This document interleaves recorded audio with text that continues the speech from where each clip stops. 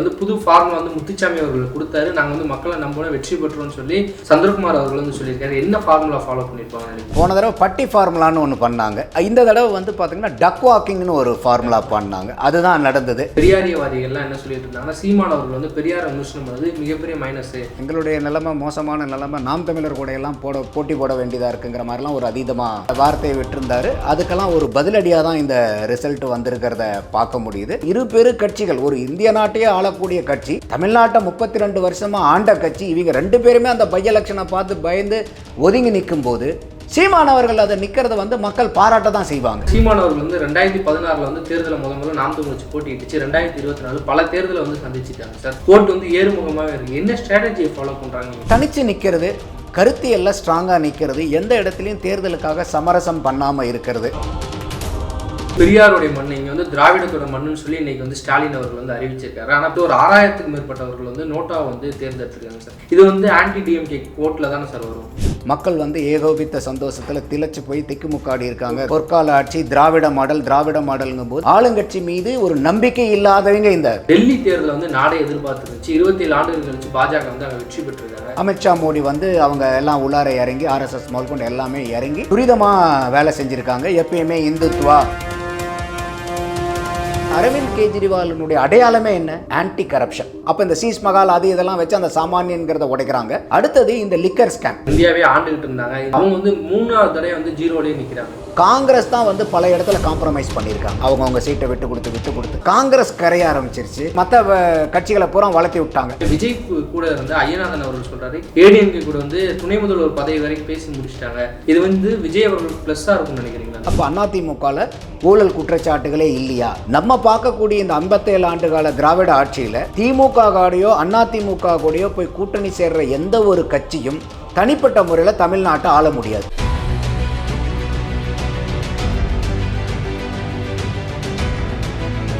அன்னை பர்னிச்சர்ஸ், அன்னை திருமண சீர்வரிசை பொருட்கள், டிவி, ஃபிரிட்ஜ், வாஷிங் மெஷின் உள்ளிட்ட 200க்கும் மேற்பட்ட பொருட்கள் அடங்கிய திருமண சீர்வரிசை ரூபாய் 99,000 மட்டுமே. தமிழகம் முழுவதும் இலவச டோர் டெலிவரி. தொடர்புக்கு 7550014440 9345044044. சாட்டை நேயர்களுக்கு வணக்கம். இன்றைய நேர்காணலில் நம்முடன் இணைந்திருப்பவர் அரசியல் விமர்சகர் மற்றும் அரசியல் திறனாய்வாளர் திரு நந்தகுமார் அவர்கள்.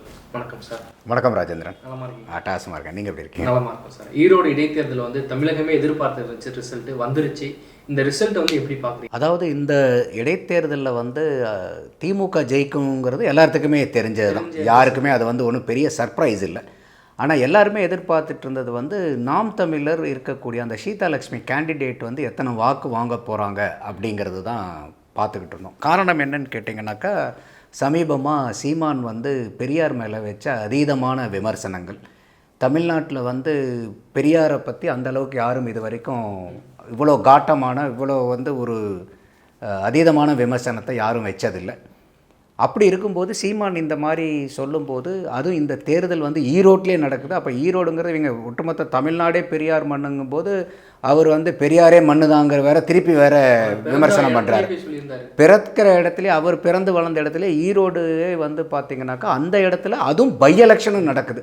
அந்த மாதிரி இடத்துல வந்து சீமானுடைய கட்சி எந்த அளவுக்கு வாக்கு வாங்க போகிறாங்க, அதோட வந்து திராவிட கழகம், திராவிட முன்னேற்ற கழகம் அவங்களுக்கு ஆதரவு கொடுக்கறதுக்காக மற்ற பல இயக்கங்களும் சீமானுக்கு வந்து எகெயின்ஸ்டாக பிரச்சாரம் ஈரோட்டுக்கு போய் பண்ணினது. ஏன்னா அந்த பெரியார் மேலே வச்ச விமர்சனத்தினால நிறையா வந்து அவங்கள வந்து மண்ணக்கவ வைக்கணுங்கிற அளவுக்கு வந்து அதீதமான வேலைகள் எல்லாம் பார்க்கப்பட்டது. ஆனால் அதையும் மீறி போன எலெக்ஷனில் பை எலெக்ஷனில் வந்து 10,800 சில்லற வாக்கு வாங்குறாங்க. அதுக்கு முன்னாடி 2021 11,600 சில்லற வாக்கு வாங்குறாங்க.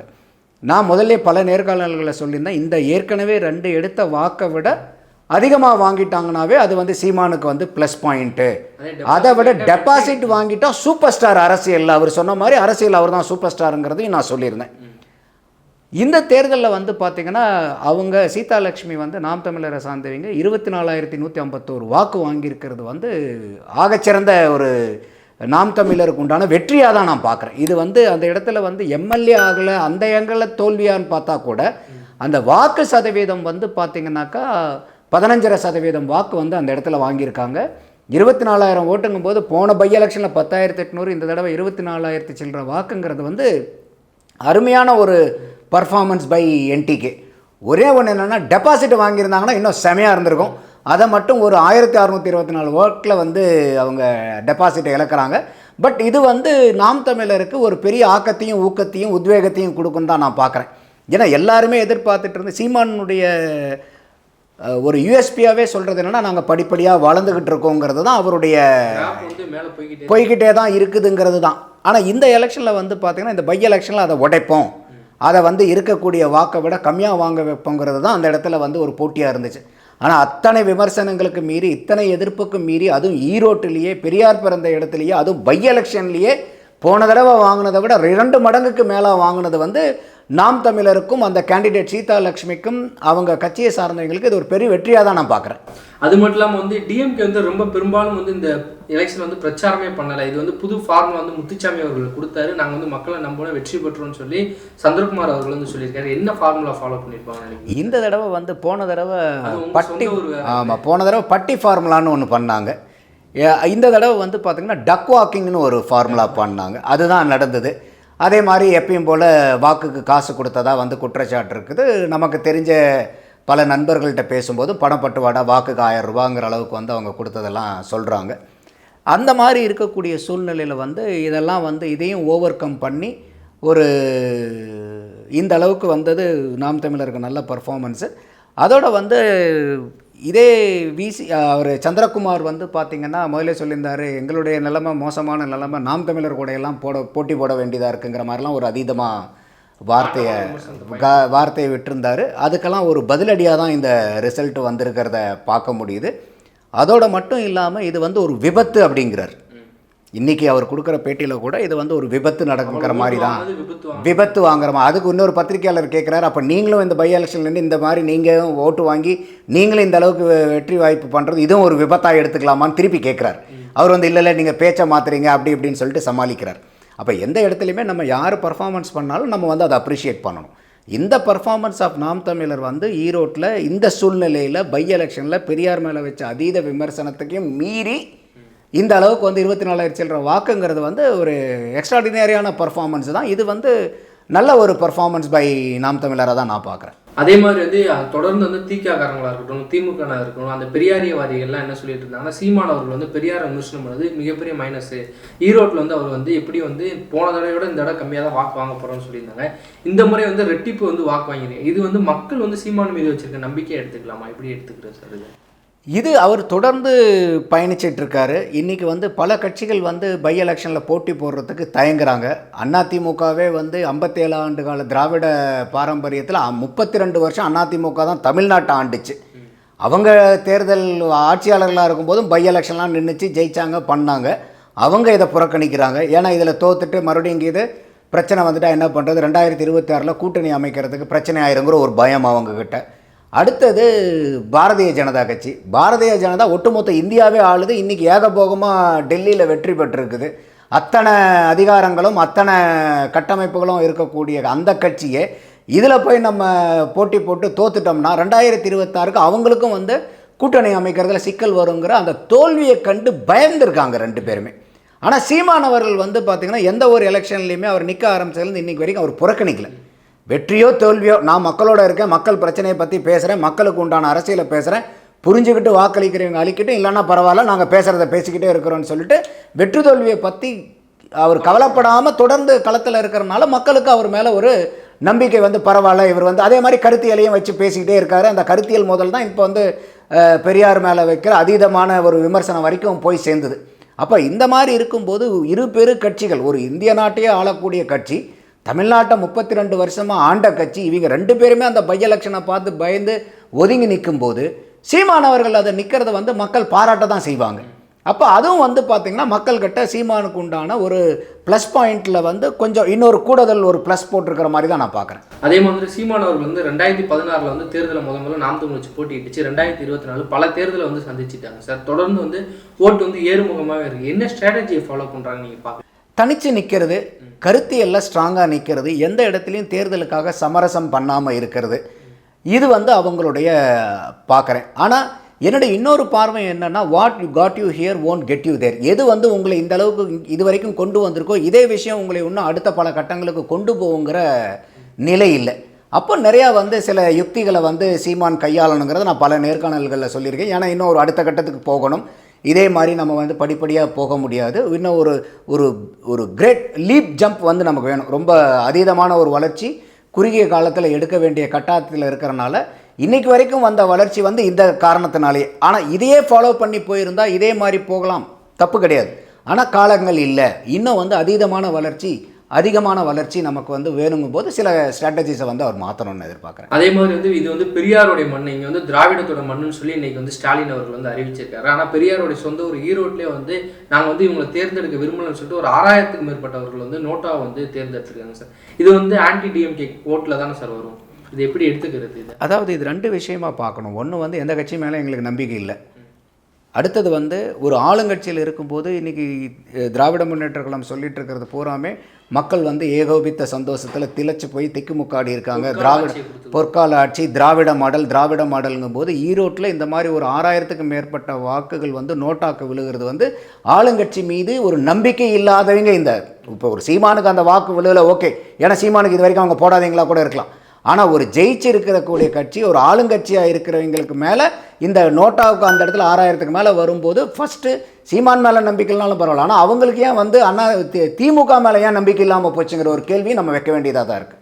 இல்லை, அது எதனால இருக்குன்னு நினைக்கிறீங்க? டிஎம்கே மக்கள் மேலே ஒரு நம்பிக்கை இல்லை, அவநம்பிக்கை. இதில் இன்னொன்று என்ன தகவல் வருதுன்னா, காலையில் வந்து அந்த போஸ்டல் ஓட்டு கவுண்ட் பண்ணும்போது அந்த போஸ்டல் ஓட்லேயே வந்து நோட்டாக்கு உண்டான ஓட்டு வந்து ஜாஸ்தியாக இருந்துச்சுன்றாங்க. போஸ்டல் ஓட்டு யார் போடுவா? அரசு ஊழியர்கள் தான் போடுவாங்க. அந்த அரசு ஊழியர்களுக்கு அந்த போஸ்டல் ஓட்டு எப்பயுமே யாருக்கு அதிகமாக கிடைக்கும்? டிஎம்கேக்கு. அப்போது இதுவும் வந்து ஒரு திமுகவுக்கு உண்டான சமிக்கை. ஏன்னா அவங்க ஏற்கனவே வந்து ரொம்ப அதீத அதிருப்தியில் இருக்காங்க அரசாங்க ஊழியர்கள். ஏன்னா நாங்கள் ஆட்சிக்கு வந்தால் பழைய பென்ஷன் ஸ்கீமை கொண்டு வருவோம், புது பென்ஷனை கேன்சல் பண்ணுவோம், கான்ட்ராக்ட் எம்ப்ளாயி பூரா பர்மனெண்ட் எம்ப்ளாயி பண்ணுவோம், வேகன்சியாக இருக்கிற போஸ்டிங்கை பூரா புதுசாக ஆள் எடுப்போம், 70 வயசுக்கு மேலானவங்களுக்கு வந்து பென்ஷனை கூட்டி கொடுப்போம்னு சொல்லிட்டு பல வாக்குறுதிகள் அரசாங்க ஊழியர்கள், டிரான்ஸ்போர்ட் எம்ப்ளாயிஸ்க்கு எல்லாமே செய்ய முடியுதோ எல்லாத்தையும் வந்து நம்ம ஆட்சிக்கு வரணுங்கிறதுக்காக பண்ணாங்க.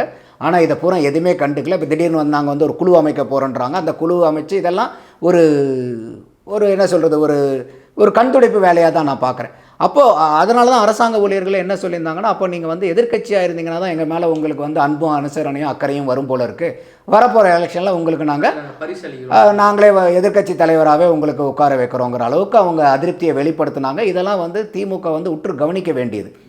அந்த இடத்துல வந்து ஈரோட்டில் இப்போ வந்த போஸ்டல் ஓட்டில் வந்து அதிகமான ஓட்டு நோட்டாக்கு போயிருக்குதுன்னு கேள்விப்படும் போது இது உண்மையிலுமே அவங்க வந்து செயல்பட ஆரம்பிச்சிட்டாங்க. இதை வந்து துரிதமாக அவங்க அட்ரஸ் பண்ணலன்னா கண்டிப்பாக இது வந்து ஒரு பெரிய சிக்கலை. ஏன்னா இன்றைக்கி வந்து ஒரு அரசாங்க ஊழியர்கள் நீங்கள் சொல்கிற மாதிரி அவங்க கட்சியில் ஒரு அங்கமாகவே தான் இருந்தாங்க.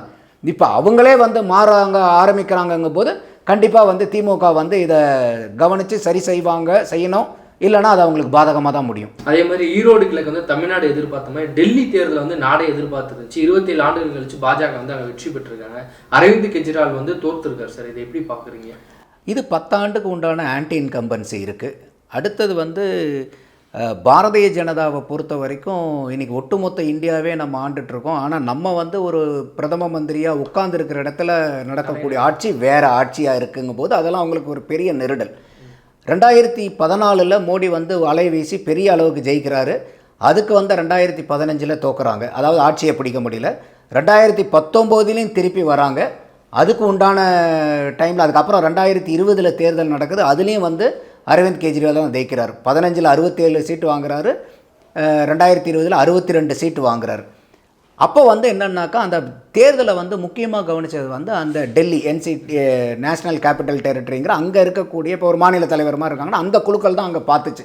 அப்போ இந்த தடவை என்ன பண்ணிட்டாங்கன்னா இதை வந்து அவங்கக்கிட்ட மட்டும் அந்த பொறுப்பு இருந்தால் பத்தாது, நம்மளே நேரடியாக கரத்தில் இறங்கி பண்ணணுங்கிறது அமித்ஷா மோடி வந்து அவங்க எல்லாம் உள்ளார இறங்கி ஆர்எஸ்எஸ் முதல்கொண்டு எல்லாமே இறங்கி துரிதமாக வேலை செஞ்சுருக்காங்க. எப்பயுமே இந்துத்துவா அது இதுன்னு பேசக்கூடிய பாரதிய ஜனதா வந்து அந்த இடத்துல டெல்லிக்கு அது ஒவ்வொரு பகுதியில் என்னென்ன பிரச்சனை இருக்கோ அந்த பிரச்சனையை பற்றி ஒரு லேசர் ஃபோக்கஸ்டாக கேம்பெயின் பண்ணனதை நம்மளால் பார்க்க முடிஞ்சுது. இப்போ உதாரணத்துக்கு வந்து பார்த்திங்கனாக்கா அவங்களுக்கு வந்து இப்போ எஸ்சி கேண்டிடேட் தொகுதி வந்து 12 இருக்குது. அதுக்கு மேலே ஒரு அடிஷ்னலாக 11 தொகுதி வந்து கொஞ்சம் எஸ்சி வந்து ஒரு 20-25% இருக்கிற அளவுக்கு சில இது, அப்போ 23 தொகுதி. அதில் வந்து பார்த்திங்கனாக்கா போன எலெக்ஷன்லாம் ஒரு சீட்டு தான் ஜெயிச்சிருந்தாங்க. இப்போ வந்து பார்த்திங்கனாக்கா நம்ம கடந்த லேட்டஸ்ட்டாக வந்த வரைக்கும் பார்த்திங்கன்னா ஒரு 14-16 தொகுதியில் வந்து அவங்க லீடிங்கில் இருக்கிற மாதிரி சொல்கிறாங்க. நாளைக்கு தான் முழுமையாக ரிசல்ட் வரும்போது எத்தனை சீட் அந்த இடத்துல ஜெயிச்சாங்கங்கிறது. அதே மாதிரி மைனாரிட்டி வந்து பார்த்திங்கன்னா 10 கான்ஸ்டிடியூன்சி இருக்குது. இப்போ சமீபத்தில் டெல்லியில் நடந்த அந்த கலவரத்தில் வந்து பார்த்திங்கனாக்கா அரவிந்த் கெஜ்ரிவால் வந்து ரொம்ப அவங்களுக்கு முஸ்லீம்ஸ்க்கு சப்போர்ட் பண்ணுவாங்கன்னு எதிர்பார்த்து அவர் கொஞ்சம் சைலண்ட் ஸ்பெக்டேட்டராக மாறிட்டார். ஏன்னா இந்துக்களினுடைய ஓட்டு பாதிச்சிடக்கூடாது, அதை தான் வந்து பிஜேபி அதிகமாக பெட் பண்ணுறாங்கங்கிறதுக்காக அவங்க வந்து ஒரு சாஃப்ட் இந்துத்துவா ஸ்டாண்டை எடுக்கலாங்கிற மாதிரி போனார். அதே வந்து ஒரு பலகீனமாக மாறிடுச்சு இன்றைக்கி. அது வந்து அந்த இடத்துலையும் வந்து அதிருப்தி இருக்குது. அப்போ இதுவும் வந்து அந்த 10 சீட்டில் எத்தனை சீட்டு ஜெயிக்கிறாங்கங்கிறதையும் நம்ம பார்க்கணும். அடுத்தது வந்து பார்த்திங்கன்னா அந்த தொகுதியில் இருக்கக்கூடிய வளர்ச்சிகள், ஆரம்பத்தில் வந்து பள்ளிக்கூடங்கள் மருத்துவ வசதியெல்லாம் நல்லா பண்ணினாருங்கிறது கொஞ்சம் பிரபல்யமாச்சு. ஆனால் அவர் வந்து ஏழைகளுக்கு கொடுத்த வாக்குறுதி என்னாச்சு? எல்லாத்துக்குமே வந்து மாளிகை ஆக்குவோம், ஏழைகளுக்கு போகிறோம், அருமையான வாழ்வு கொடுப்போம், வாழ்வாதாரம் கொடுப்போம்லாம் பேசிட்டு இப்படி இருந்த கேஜ்ரிவால் அவர் வீட்டை பாருங்கள், சீஸ்மஹால் மாதிரி வந்து அவர் வந்து 14-15 கோடிக்கு மேலே செலவு பண்ணி அவர் மாளிகையை தான் பெருசாக பண்ணியிருக்காரு. அவர் வந்து எங்கே போய் ஆம் ஆத்மி அவர் கட்டிக்கிட்டாருங்கிற அளவுக்கு பெரிய அளவுக்கு போச்சு. எல்லாத்துக்கும் மேலே அரவிந்த் கெஜ்ரிவாலினுடைய அடையாளமே என்ன? ஆன்டி கரப்ஷன், ஊழலுக்கு எதிரான ஆள் தான். ஏன்னா அந்த இந்தியா அகெயின்ஸ்ட் கரப்ஷன்ல இருந்து தான் இவர் வளர்ந்து வரார். அப்படிப்பட்ட அவருக்கு வந்து அந்த பிராண்டே வந்து ஆன்டி கரப்ஷனுக்கு எதிரான ஆள். அதே மாதிரி நான் ஒரு சாமானியன்கிறது தான். அப்போ இந்த சீஸ்மஹால் அது இதெல்லாம் வச்சு அந்த சாமானியன்கிறத உடைக்கிறாங்க. அடுத்தது இந்த லிக்கர் ஸ்கேம், மதுபான ஊழலில் வந்து பார்த்தீங்கன்னாக்கா அவருடைய க்ளீன் இமேஜ், நான் வந்து கரப்ட் கிடையாது, நான் வந்து ஐ எம் நீட் அண்ட் க்ளீனுங்கிற அந்த இமேஜையும் போட்டு டெமாலிஷ் பண்ணிடுறாங்க. ஸோ அப்போ அடுத்தது வந்து பார்த்திங்கன்னா தினசரி பிரச்சனைகள், அங்கே வந்து குப்பை பிரச்சனை நிறையா இருக்குது, குடிநீர் பிரச்சனை இருக்குது, நீர் தட்டுப்பாடு, குடிநீர் தட்டுப்பாடு இருக்குது. அதே மாதிரி காற்று மாசு வந்து பெரிய அளவுக்கு இருக்குது. அப்போ இந்த குடிசைகள், இப்போ நீங்கள் வந்து பார்த்திங்கன்னா ஒரு டெல்லி எடுத்துக்கிட்டிங்கன்னா அந்த டெல்லியில் வந்து பார்டர் வந்து ஒரு ஹரியானா பார்டர், உத்தரப்பிரதேஷ் பார்டர்லாம் வரும். அப்போ அந்த டெல்லியில் இருக்கிறவங்க வந்து பல்வேறு இடத்துக்கு வேலைக்கு போகும்போது இந்த உத்தரப்பிரதேச சார்ந்த, இந்த ஹரியானா சார்ந்த அந்த பகுதியிலலாம் வந்து பார்த்திங்கன்னா டெவலப்மெண்ட் நிறையா ஆகிக்கிட்டு இருக்குது. ஆனால் அந்த கோர் என்சிடியில் வந்து பார்த்திங்கன்னா டெவலப்மெண்ட் அந்தளவுக்கு பெருசாக இல்லைங்கும் போது, அந்த அளவுக்கு இருக்கும்போது என்ன ஆகுதுனாக்கா மக்கள் அதை பார்க்குறாங்க. அதையும் வந்து இந்த எலெக்ஷன் கேம்பெயினில் பண்ணுறாங்க. நாங்கள் இருக்கிற இடத்துலலாம் பாருங்கள், நாங்கள் ஆட்சிக்கு வந்தோம்னா கண்டிப்பாக வந்து இந்த டெல்லியை வந்து எந்த அளவுக்கு கொண்டு வருவோங்கிற அந்த டெவலப்மெண்ட், குட் கவர்னன்ஸை பற்றிலாம் பேசுகிறாங்க. அப்போ இந்த அளவுக்கு வந்து அவங்க ரொம்ப லேசர் ஃபோக்கஸ்டாக வெறும் இந்துத்துவாவை மட்டுமே அவங்க பேசல. அவங்க இந்த அளவு, அதே மாதிரி இந்த யமுனை ஆற்றில் வந்து பார்த்திங்கன்னா நிறையா வந்து அவங்க விஷத்தை வச்சு டெல்லி மக்கள் எல்லாம் வந்து சாகிற அளவுக்கு பண்ணுறாங்க, ஜெனோசைடு பண்ணுறாங்கங்கிற அளவுக்கு அரவிந்த் கெஜ்ரிவால் பேசிட்டு இருந்தார். அதையெல்லாம் போய் மக்கள்கிட்ட கொண்டு போய் இதெல்லாம் இப்போ இந்த அளவுக்கு அப்பட்டமாக பேசுகிறாருங்கிறதெல்லாம் கொண்டு போய் வெளிப்படுத்தி அதையும் வந்து என்கரேஜ் பண்ணாங்க. அடுத்தது இந்த வளர்ச்சிக்கு எல்லாமே கேட்கும்போது எல்லாமே வந்து என்னை ஆளுநர் தான் தடுக்கிறாருன்ட்டு இப்போ எப்படி இங்கே வந்து திமுக வந்து எதை எடுத்தாலும் ஆளுநர் சொல்கிறாங்களோ அந்த மாதிரி அவரும் வந்து அங்கே வந்து ஆளுநர். அப்போ வந்து என்னென்னா, இப்போ இங்கே வந்து ஆளுநர் வந்து தவறு செய்யாமல் இல்லை, பண்ணிகிட்ருக்காங்க, அதை கண்டிக்கிறோம் நம்மளும் அந்த இடத்துல ஆனால் எல்லாத்துக்குமே வந்து ஆளுநர் அரவிந்த் கெஜ்ரிவால் சொல்லும்போது அவங்களே நினைக்கிறாங்க அப்போ உங்களால் எதுவுமே செய்ய முடியாது, அப்போ நீங்கள் ஒதுக்கிங்க, அவங்களே வச்சிடறோம் அப்படிங்கிற அளவுக்கு வந்துடுது. இப்போ நம்மளே வந்து இந்த இடத்துல என்ன மக்கள் கேள்வி கேட்குறாங்க, 40க்கு 40 எம்பி கொடுத்துருக்கோம் உங்களுக்கு, அப்போ நீங்கள் வந்து எதுனாலும் வந்து பார்த்தீங்கன்னா பிஜேபி செய்ய விடலை, பிஜேபி கொடுக்கலன்னா அப்புறம் நாங்கள் உங்களுக்கு 40 எம்பி போட்டு தேர்ந்தெடுக்கணும். இப்போ அதுக்கு தானே நம்ம ஓட்டு போடுறோம், அந்த ஃபைட் பண்ணுற கேப்பபிலிட்டிக்கு தானே பண்ணுறோம். அப்போ நீங்கள் 1 தடவை 2 தடவை 3 தடவை சொல்லும்போது ஆமான்னு கேட்பாங்க. ஆனால் தொடர்ந்து இதையே சொல்லிட்டு இருக்கும்போது அப்போ உங்களால் முடியாதா? அப்போ சரி நீங்கள் பண்ணுறது போல அவங்களே கொண்டு எங்களுக்கு என்ன, யார் ஆண்டா என்ன, ராம ஆண்டா என்ன, ராவண ஆண்டா என்ன, எங்களுக்கு வந்து வாழ்வும் வசதியும் வாழ்வாதாரமும் நல்ல முறையில் ஒவ்வொருத்தரும் அமைதியான வாழ்வும் ஏற்றமிகு வாழ்வும் மக்களுக்கு கிடைச்சா போதும். அது நீங்கள் உங்கள் கட்சிக்குள்ளார இருக்கக்கூடிய சண்டையில் எங்களை ஏன் மக்களை வந்து வஞ்சிக்கங்கிறதான் ஒரு சாமானியனுடைய பார்வை. அப்போ அந்த மாதிரி பார்வையும் வந்து அந்த இடத்துல அதிகமான மக்கள் வந்து பார்க்க ஆரம்பிச்சிட்டாங்க. ஸோ இந்த மாதிரி பல்வேறு காரணங்களுக்காக வந்து அரவிந்த் கெஜ்ரிவால் வந்து தோற்கடிக்கப்படுறாரு. அதோடு மட்டும் இல்லாமல் இத்தனை பிரச்சனைகள் அங்கே இவ்வளோ தூரம் பிஜேபி எல்லாம் ஃபீல்டு ஒர்க் பண்ணி இதெல்லாம் பண்ணியிருந்தாலும் ஒரு முத்தாய்ப்பாக இந்த பட்ஜெட்டில் வந்து பார்த்திங்கனாக்கா அந்த 12 லட்ச ரூபாய் வரைக்கும் வருமான வரி இல்லைங்கிறது வந்து ஒரு ட்ரிகரிங் ஃபேக்டராகவும் அங்கே மாறுது. என்ன காரணம்னு கேட்டிங்கன்னா, இன்றைக்கி அந்த என்சிடியில் இருக்கக்கூடிய இதில் வந்து பார்த்திங்கன்னா சற்று ஏறக்கூடிய 67% மக்கள் வந்து மிடில் இன்கம் குரூப்பில் இருக்கக்கூடியவங்க தான். அப்போ அந்த மிடில் இன்கம் குரூப்பில் இருக்கிறவங்களுக்கு இந்த 12 லட்ச ரூபா வரைக்கும் வந்து டேக்ஸ் இல்லைங்கிறது வந்து அது ஒரு ஆடட் அட்வான்டேஜ். அதனால் மட்டும் ஜெயிச்சிட்டாங்கன்னு நான் சொல்லலை.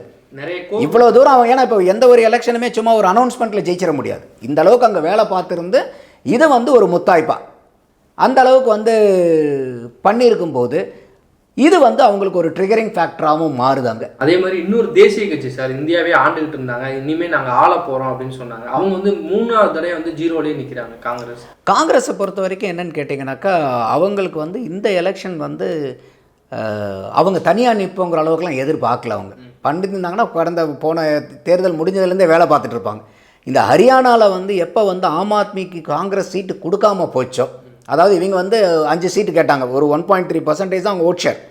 அப்படி இருக்கும்போது அதுக்கு எதுக்கு 5 சீட்டுங்கிறது வந்து, அது இல்லாமல் அந்த இடத்துல வந்து ஹரியானாவில் வந்து 2 தடவை ஏற்கனவே பிஜேபி இருக்குது, அதனால் வந்து ஆன்டி இன்கம்பன்சி அதிகமாக இருக்குது, ஓவர் கான்ஃபிடன்ஸ் காங்கிரஸ்க்கும் அந்த இடத்துல. காங்கிரஸ் ஒர்க்கிங் கமிட்டியில் கூட ராகுல் காந்தி வந்து போலான்னு தான் சொல்கிறார் கூட்டணிக்கு. ஆனால் வந்து அங்கே இருக்கக்கூடிய ஸ்டேட் லீடர்ஷிப் வந்து பார்த்திங்கன்னா இல்லை வேண்டாம் வேண்டாம்னு சொன்னதுக்கப்புறம் அவங்கள அங்கே கழட்டி விடுற சூழ்நிலை வருது. ஏன்னா அவங்களுடைய லோக்கலில் பார்க்குறாங்க ஜெயிச்சவங்கிற நம்பிக்கை இருக்கும்போது அது அவங்களுக்கு அங்கே பேக் ஃபயர் ஆயிடுச்சு. பட் எலெக்ஷன் ரிசல்ட் எடுத்து பார்த்தா அப்படியே ஆம் ஆத்மி கூட வச்சாலும் அவங்க 2 பேர்த்தையும் கூட்டு பார்க்கும்போது ஒரு 3 சீட்டு காங்கிரஸ் கூடுதலாக ஜெயிக்கிற மாதிரி வருது, அவ்வளோதான். அந்த இதை வந்து அப்பயே வந்து ஆம் ஆத்மி வந்து என்ன பண்ணிருச்சு, இல்லை அப்போ வந்து டெல்லியில் வந்து நாங்கள் கொடுக்க முடியாதுன்னு சொல்லிட்டு அவங்க அந்த மாதிரி எடுத்து கடைசியில் டெல்லியில் நாங்கள் தனியாக போகிறோன்னு சொன்னதுக்கப்புறம் கடைசியாக வந்து இவங்க வேலை பார்க்குற மாதிரி ஆரம்பிக்குது. என்னதான் இருந்தாலும் இன்றைக்கி இந்தியா பிளாக்குன்னு போகும்போது காங்கிரஸ் தான் வந்து பல இடத்துல காம்ப்ரமைஸ் பண்ணியிருக்காங்க. எல்லா இடத்துலையுமே அவங்கவுங்க சீட்டை விட்டு கொடுத்து இதில் என்னாச்சுன்னா காங்கிரஸ் கரைய ஆரம்பிச்சிருச்சு. யாரெல்லாம் வந்து கூட்டணி அந்தந்த மாநிலத்தில் இருக்கவங்க வந்து காங்கிரஸ் போய் கூட்டணி வச்சு அவங்க சீட்டை தியாகம் பண்ணி மற்ற கட்சிகளை பூரா வளர்த்தி விட்டாங்க. இது காங்கிரஸ் கட்சியில் இருக்கிறவங்களுக்கு இது ஒரு பெரிய நெருடல். அப்போ இது வந்து பார்க்கும்போது இன்றைக்கி டெல்லியிலையும் வந்து இந்த மாதிரி ஒரு சூழ்நிலையில் இருக்கும்போது நம்ம வந்து தனியாகவே ஃபைட் பண்ணலாம். இன்றைக்கி காங்கிரஸ் எத்தனை % ஓட் வருதுங்கிற நாளைக்கு தான் நமக்கு தெரியும் எக்ஸாக்டாக. இது வந்து அவங்க 2 பேரும் சேர்ந்தா ஜெயிக்கலாமா இல்லையாங்கிறது தெரியல. ஆனால் இந்த காங்கிரஸ் வந்து அதிகமான வாக்கு வாங்கினால அந்த வாக்கை பிரித்து, ஏன்னா இன்றைக்கி வந்து காங்கிரஸுடைய வாக்கைத்தான் பெருவாரியாக வந்து இவங்க எடுத்தது, நம்ம ஆம் ஆத்மி எடுக்கிறது. இப்போ பிஜேபிக்கு கூட வந்து பார்த்திங்கன்னா ஒவ்வொரு எம்பி தொகுதியிலையும் அங்கே கிளியராக மேண்டேட் கொடுக்குறாங்க. இப்போ இந்த தடவை 2024 வந்து அவங்க 54 to 57% வந்து பிஜேபி வாங்குறாங்க எம்பி எலெக்ஷனில்.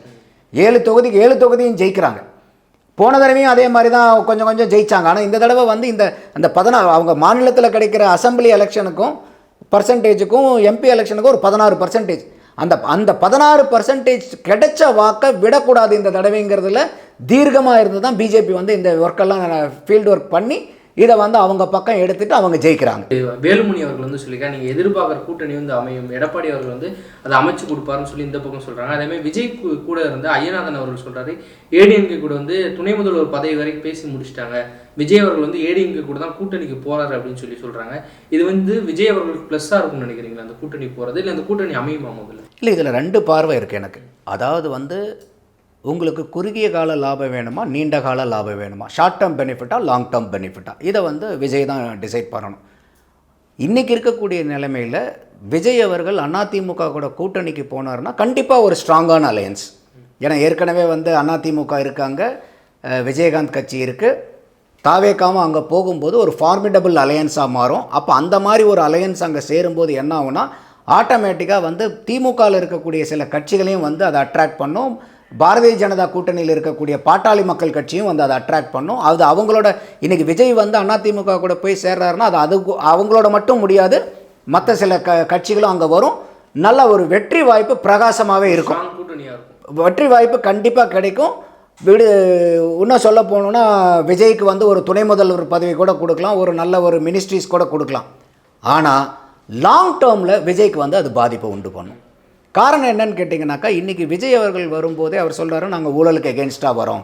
அப்படி ஊழலுக்கு எகென்ஸ்டாக வரும்போது இப்போ வந்து நீங்கள் அதிமுக கூட போய் சேரும்போது அப்போ அதிமுகவில் ஊழல் குற்றச்சாட்டுகளே இல்லையா, அப்போ ஜெயலலிதா அம்மையாரே ஊழல் குற்றச்சாட்டுக்கு ஆட்பட்டு அதுக்கு வந்து தண்டனையும் கொடுக்கப்பட்ட ஒரு நபர் தானே அப்படிங்கிற ஒரு விமர்சனம் வைக்கப்படும். அடுத்தது நம்ம பார்க்கக்கூடிய இந்த 57 ஆண்டுகால திராவிட ஆட்சியில் திமுக கூடயோ அதிமுக கூடயோ போய் கூட்டணி சேர்ற எந்த ஒரு கட்சியும் தனிப்பட்ட முறையில் தமிழ்நாட்டை ஆள முடியாது. வளர்ந்ததும் இல்லை, வளரவும் விட மாட்டாங்க. அப்போ இன்றைக்கி வந்து பார்த்திங்கன்னா இன்றைக்கி அதிமுகவுக்கு காலத்தினுடைய கட்டாயம் கண்டிப்பாக ஒரு கூட்டணி கிடைச்சே ஆகணும் அவருக்கு. ஏன்னா அதிமுக 2026 இந்த தேர்தலில் தோக்குமே ஆனால் அதிமுகவினுடைய எக்ஸிஸ்டன்ஸே வந்து கொஸ்டின் ஆகிடும். எடப்பாடியினுடைய தலைமைக்கு பெரிய பிரச்சனையாயிரும். அங்கே உள்ளே இருக்கக்கூடிய ஆட்கள்லாம் பயங்கரமாக பொங்கிடுவாங்க. அப்போ அவருக்கு ஜெயிச்சாக வேண்டிங்கிற கட்டாயம் இருக்குது. விஜய் வந்து இப்போ தான் உள்ளர வரார். வந்த உடனே எனக்கு வெற்றி வேணும், வந்த உடனே எனக்கு சீஃப் மினிஸ்டர் டெபுட்டி சிஎம் வேணும், நல்ல மினிஸ்டர் வேணும்னா கண்டிப்பாக அது கிடைக்கும். அதுக்கு அதிகமான வாய்ப்புகள் இருக்கிறதா தான் பார்க்குறேன். தோல்வி கழகமாக்க விரும்ப மாட்டாங்களா சார்? ஆனால் லாங் டேர்மில் கண்டிப்பாக இது பாதிக்கும் விஜய்க்கு. ஏன்னா அவர் ஒரு தடவை அந்த தடவை போயிட்டு கட்சியில் கூட்டணி சேர்ந்துட்டு வெளியே வந்தார்னா திருப்பி அவர் வந்து இந்த மாதிரி ஊழல்கள்னு அவர் எதுவும் பேச முடியாது. அப்போது அது ஒன்று. ரெண்டாவது, இன்றைக்கி விஜயை வந்து அவர்களுடைய தொண்டர்களாகட்டும் அவருடைய ஆட்களாகட்டும் எல்லாருமே அவரை வந்து ஒரு சீஃப் மினிஸ்டர் கேண்டிடேட்டாக பார்ப்பாங்க. அப்போ வந்து இங்கே வந்து நீங்கள் வந்து ஒரு டெப்டிக்காக நீங்கள் வந்து எடப்பாடி கூட வந்து கூட்டணிக்கு போகும்போது அந்த கட்சிக்காரங்க அதை எப்படி பார்ப்பாங்கங்கிற ஒரு கேள்வியும் இருக்குது. அதனால தான் சொல்கிறேன், விஜய்க்கு வந்து லாங் டேர்ம் பெனிஃபிட் முக்கியமாக, ஷார்ட் டேர்ம் பெனிஃபிட் முக்கியமாக. அடுத்தது 2026 இன்னும் பாரதிய ஜனதா வந்து 2029 ஒரே நாடு ஒரே தேர்தலுங்கிறத ரோல் அவுட் பண்ணுவாங்கங்கிற மாதிரி தெரியுது. அப்போ 2026 நீங்கள் ஜெயித்தாலும் உங்களுக்கு ஆட்சியில் இருக்கக்கூடிய போகிறது 3 வருஷம் தான். அப்போ அந்த 3 வருஷத்தினுடைய பெனிஃபிட்டுக்காக லாங் டேர்மை வந்து பெட் பண்ண போகிறாரா, இல்லை லாங் டேர்மை வந்து பின்னாடி வேறு ஏதாச்சும் ஒரு ஸ்ட்ராட்டஜி பண்ணி அப்போ பார்த்துக்கலாம், இப்போதைக்கு வந்து ஒரு டிஎம்கேக்கு ஆப்போனண்ட்டாக நம்ம வந்து ஒரு அலையன்ஸை ஃபார்ம் பண்ணி ஜெயிக்கணுங்கிறதுக்காக போகிறாங்களான்னு. இது அவர் விஜயனுடைய பார்வை. அதிமுக கூட கூட்டணி விஜய் போகிறாருன்னா கண்டிப்பாக ஃபார்மேட்டபிள் அலையன்ஸாக மாறும். அது வந்து அந்த கூட்டணி ஜெயிக்கிறதுக்கு பிரகாசமான வாய்ப்புகளே இருக்குது. ஆனால் லாங் டேர்முக்கு விஜயனுடைய பொலிட்டிக்கல் கேரியரில் அது எப்படி வந்து பிரதிபலிக்குங்கிறத நம்ம பொறுத்திருந்து தான் பார்க்கணும். கூட்டணி வந்து ஒன்லி வந்து ஓட்டுக்கு மட்டும்தான் இருக்கும் அந்த அலையன்ஸ். ஆனால் ஐடியாலஜிக்கல் அலையன்ஸாக இருக்காதுல்ல சார்? இல்லை, ஐடியாலஜிக்கல் அலையன்ஸாக இருக்கிறதுக்கு வாய்ப்பு இருக்குது. என்ன காரணம்னு கேட்டிங்கன்னா, அவர் எனக்கு தான் பாதி தமிழ் தேசியம் பாதி திராவிடம்ங்கிறாரு. அப்போ அதிமுகவில் வந்து திராவிடம்னு இருக்குது, இவர் நான் பாதி திராவிடம்ங்கும் போது ஒரு பக்கம் மேனேஜ் பண்ணுறதுக்கு வாய்ப்புகள் இருக்குது. அதில் வந்து பெரிய சிக்கல் இருக்கிற மாதிரி எனக்கு தெரியல. ஓகே சார், உங்களுடைய நேரத்தை ஒதுக்கி பல்வேறு கேள்விக்கு விடையளிச்சமைக்கு நன்றி சார். நன்றி ராஜேந்திரன். சாட்டை எடுத்து நாட்டை திருத்து இளம் தலைமுறை.